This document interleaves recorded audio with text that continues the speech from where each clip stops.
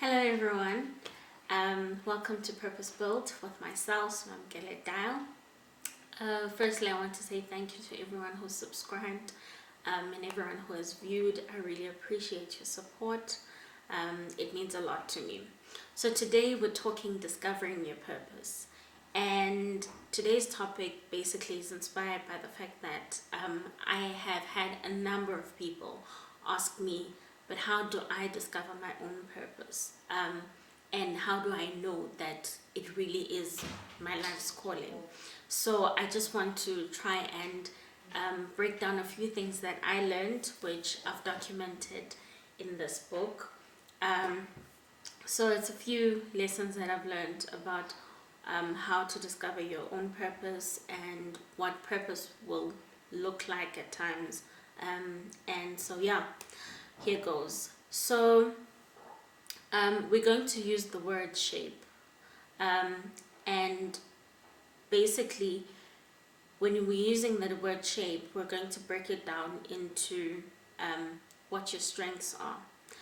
Your strengths usually will be an indicator of what your purpose is.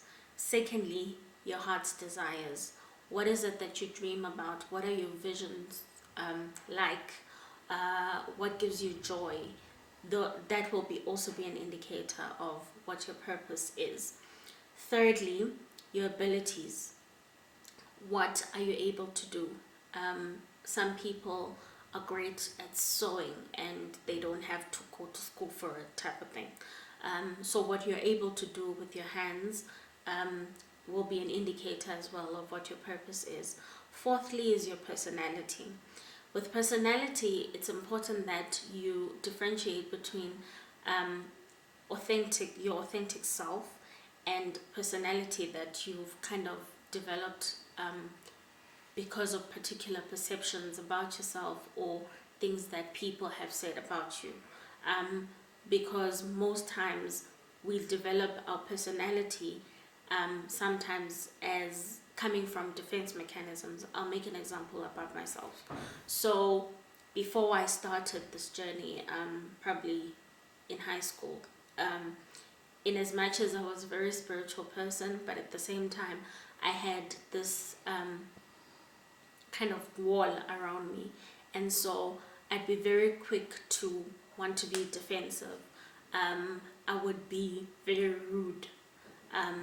I'd be very dismissive as well. And so that personality was not my personality, but it's a personality that I developed because of my past experiences, which actually was kind of a protective mechanism. And so it has taken me years to break that down.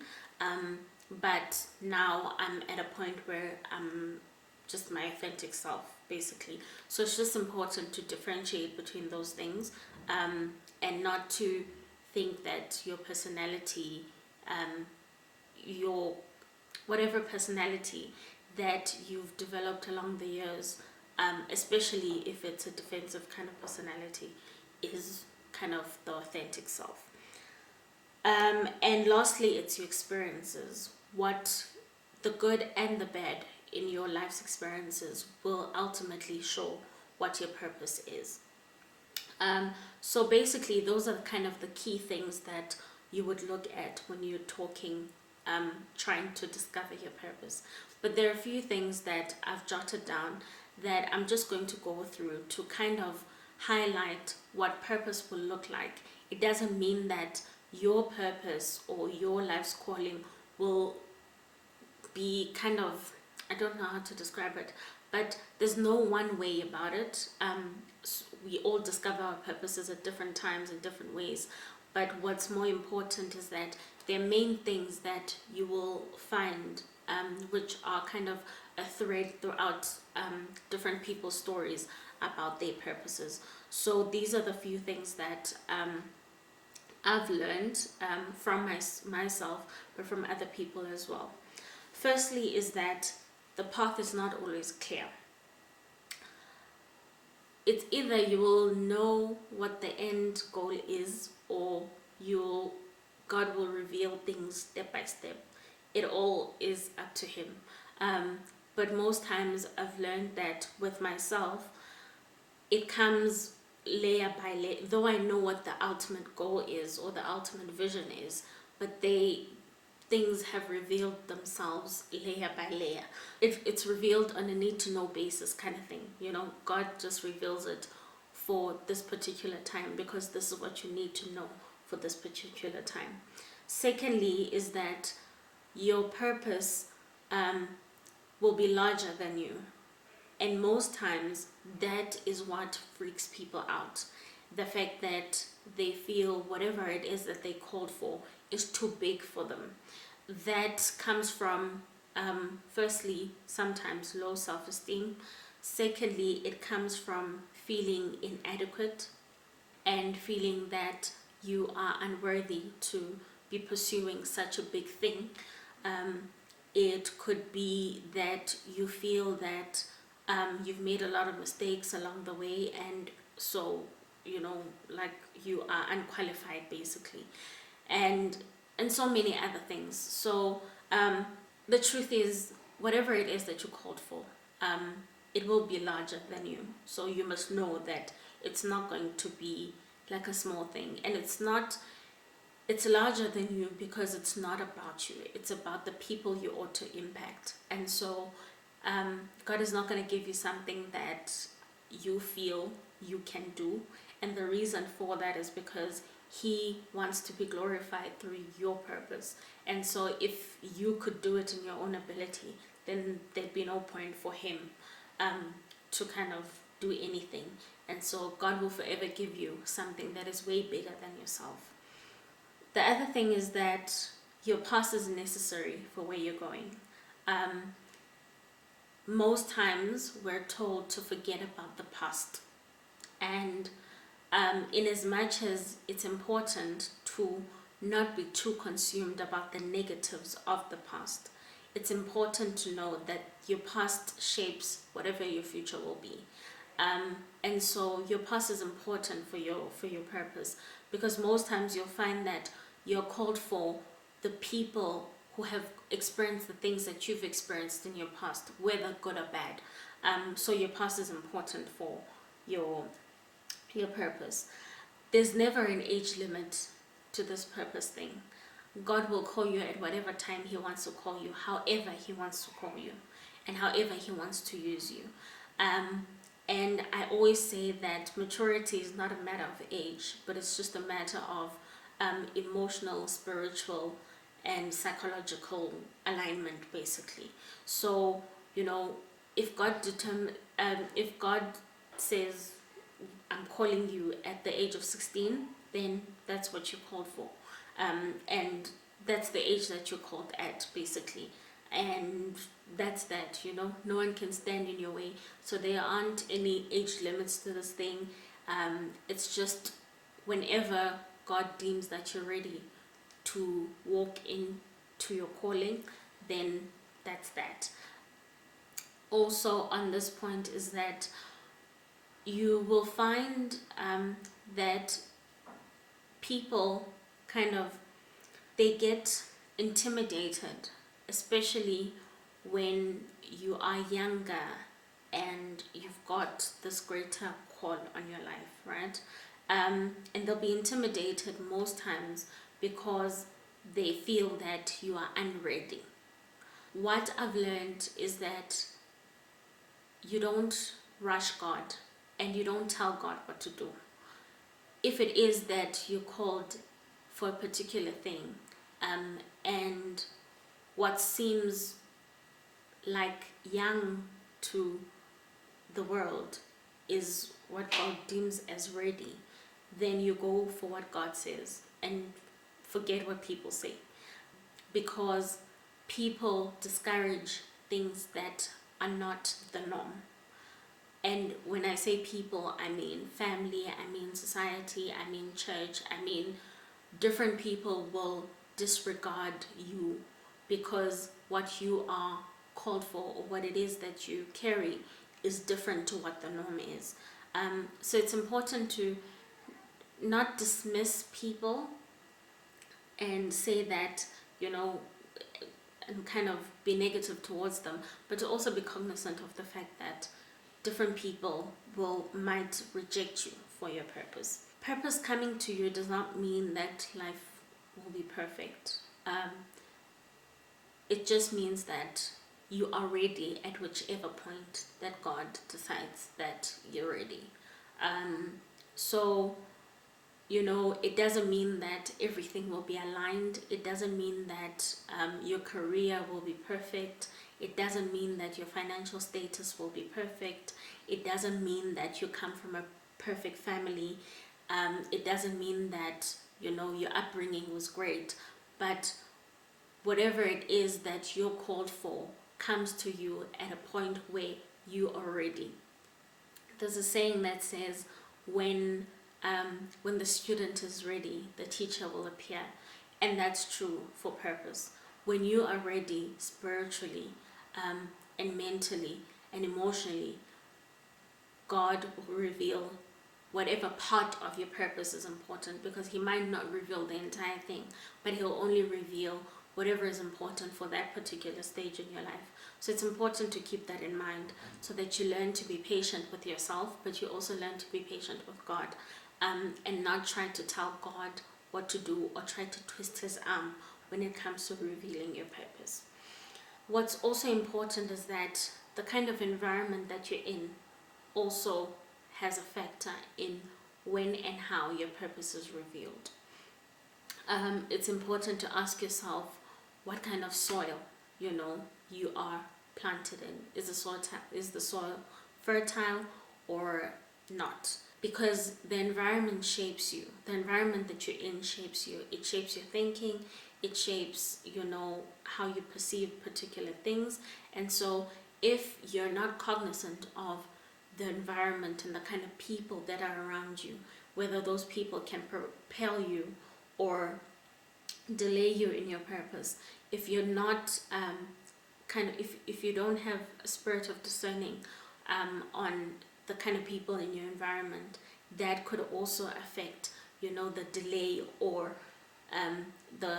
how your purpose is propelled going forward. So it's just important to be cognizant of the kind of environment that you're in, and if it is a toxic environment, you just have to learn from the environment and move on. One of the hardest things that you learn also about purpose is that there's a lot that you let go of along the way. Some things you shed off, and some things you actively have to walk away from. And so you have to be ready for either. And it is difficult. I've had to shed a lot of people, a lot of things along the way, and it hasn't been easy, but you learn on the other side that actually, God was either protecting you from something or he was teaching you something. So that's important to know. Another thing is that when we experience painful things, it's easier for you to want to suppress those things. And my belief is that pain releases your full potential. It introduces you to what you're actually able to do. And if you give yourself enough time to understand why it is that you have gone through certain things, that will allow for you to understand what it is that you have potential of doing.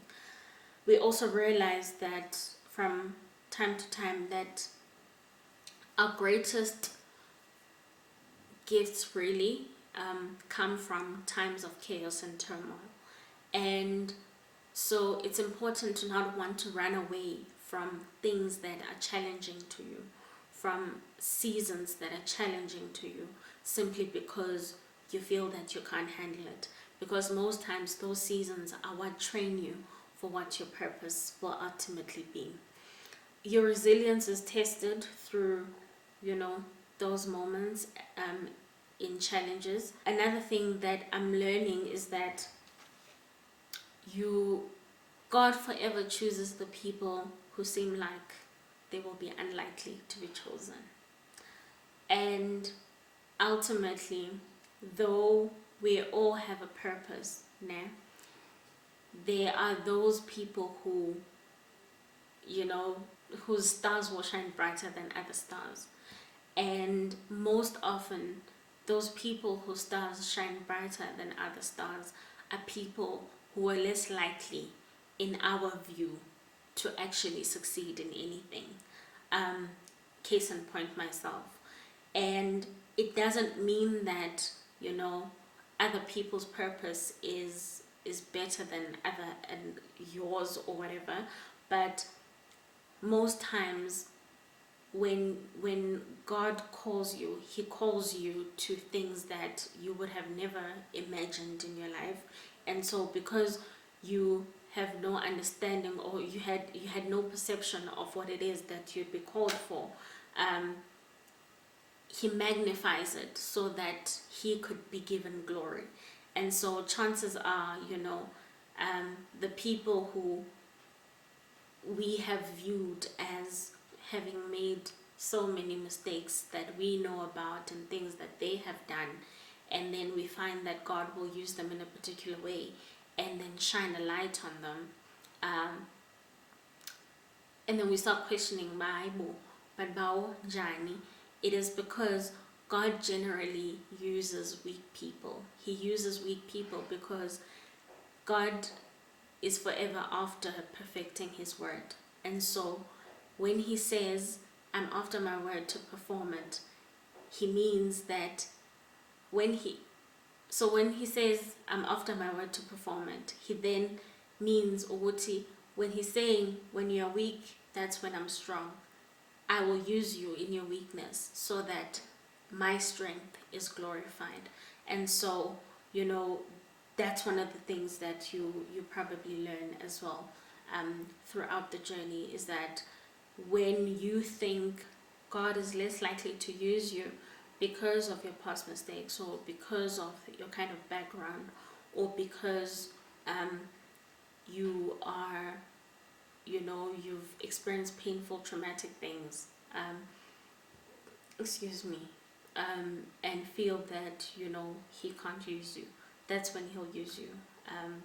And as one of my mentors has said to me, that when I asked her, how do you know you're ready for purpose? And she said, and it's not normal English, she said, when you're not ready, it is then that you're ready. And that's literally how this purpose thing works, that when you're called, when your time for purpose to be revealed comes, it is never easy for you to submit to it, because it's always bigger than you.